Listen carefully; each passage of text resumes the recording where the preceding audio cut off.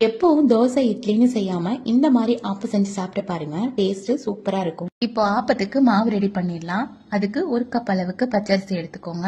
அது கூட அரை உலக்கு உளுந்து சேர்த்துக்கோங்க. அரிசி உளுந்தையும் நல்லா 2-3 வாட்டி கழுவிட்டு அதை ஓவர் நைட் தண்ணியில நல்லா ஊற விட்டுருங்க.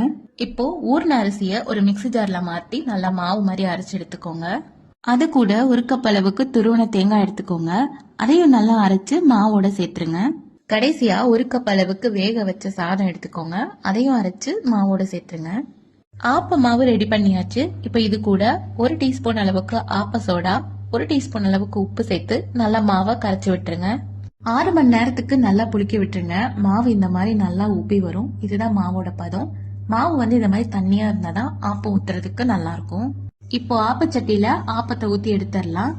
ஆப்பச்சட்டி இல்லாதவங்க தோசைக்கல்ல கூட தோசை மாதிரி ஊத்தி எடுத்துக்கலாம்.